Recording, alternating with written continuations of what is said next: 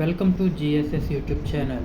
దేశంలోని అడవి ప్రాంతాల్లో ఉన్న ఖనిజ సంపదను కార్పొరేషన్ సంస్థలకు అప్పచెప్పడానికి ఆపరేషన్ కగార్ పేరుతో గిరిజనులు అడవి నుంచి ఎల్లగొట్టడానికి, దేశ పౌరులు అయిన గిరిజనులను చంపడాన్ని వ్యతిరేకిస్తూ రాష్ట్ర వ్యాప్తంగా ఆందోళనలో భాగంగా రాజమహేంద్రవరం, గోకవరం బస్టాండ్, అంబేద్కర్ బొమ్మ సెంటర్, వివిధ వామపక్షాల ప్రజా సంఘాల ఆధ్వర్యంలో నిరసన ధర్నా కార్యక్రమం చేపట్టారు.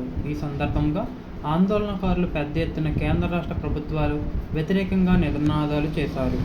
ఈ సందర్భంగా వామపక్ష పార్టీ నాయకులు మాట్లాడుతూ, దేశ సంపదను సామ్రాజ్యవాదులకు కట్టబెట్టేందుకు దేశ ప్రజలను ఆపరేషన్ కగార్ పేరుతో వేల మందిని హత్య చేయడాన్ని తీవ్రంగా ఖండించామన్నారు. మోడీ పాలన ప్రజల కోసమా, కార్పొరేట్ల కోసమా అని కేంద్ర ప్రభుత్వంపై మండిపడ్డారు. అలాగే దేశంలో ఫారెస్ట్లో ఉన్నటువంటి ఖనిజ సంపదలను కార్పొరేట్ సంస్థలకి అప్పు చెప్పాలని ఒక ఉద్దేశంతో కేంద్ర ప్రభుత్వం ఉద్దేశపూర్వకంగా ఆడ గిరిజనులు ఎల్లగొట్టాలా, అక్కడ ఉన్నటువంటి విప్లవ పార్టీని ఎల్లగొట్టాలా, ఎల్లగొడితే సాధ్యం కాదని ఉద్దేశంతో ఇవాళ ఆపరేషన్ కగార్ అనే దాన్ని చేపట్టి ఇవాళ అక్కడ ఒక విధంగా సైనిక చర్య చేపడుతుంది. దీన్ని ఇవాళ వామపక్ష పార్టీలు, ప్రజా సంఘాలు తీవ్రంగా ఖండిస్తూ ఉన్నాయి. తక్షణమే ఆపరేషన్ కగార్ వెంటనే నిలుపుదల చేయాలని చెప్పి ఈ సందర్భంగా డిమాండ్ చేస్తున్నాం. దేశ సంపదని మొత్తం సామ్రాజ్యవాదులు కట్టబెట్టడానికి, దేశంలో ప్రజల్ని చంపేసే కార్యక్రమం ఈ బీజేపీ ప్రభుత్వం తీసుకుంది.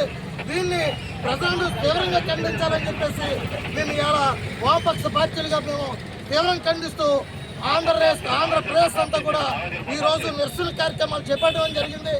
ఇలా ప్రభుత్వాలు తక్షణమే ఈ యొక్క దమనకాండని, ఈ హత్యాకాండని నిలుపుదల చేయాలని చెప్పి ఈ సందర్భంగా మేము డిమాండ్ చేస్తున్నాం. నా పేరు జనపల్లి సత్యబాబు.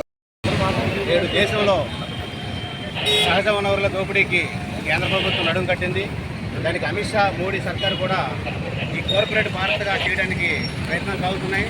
దానిలో భాగంగా ఛత్తీస్గఢ్లో ఉన్నటువంటి దండకారంలో ఉన్నటువంటి సహజ వనరుల దోపిడీకి అక్కడ అడ్డగా ఉన్నటువంటి ఆదివాసీలని, వాళ్ళకి అడ్డగా ఉన్న మావోయిస్టులను కూడా నిర్మూలించడానికి అక్కడ పెద్ద ఎత్తున ఆపరేషన్ కగార్ పేరుతోటి గడిచిన 2024 జనవరి 1వ తేదీ నుంచి ఇప్పటి వరకు సుమారుగా 350 మందిని గూటకప్పు ఎన్కౌంటర్ పేరుతో హత్యలు చేశారు.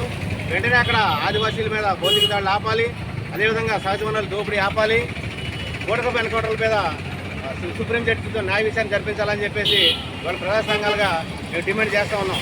అదేవిధంగా ఈ దేశ సహజ వనరులు, ఈ దేశ సంపద అంతా కూడా ఈ దేశంలో ఉన్న ప్రజలందరికీ హక్కు ఉంది.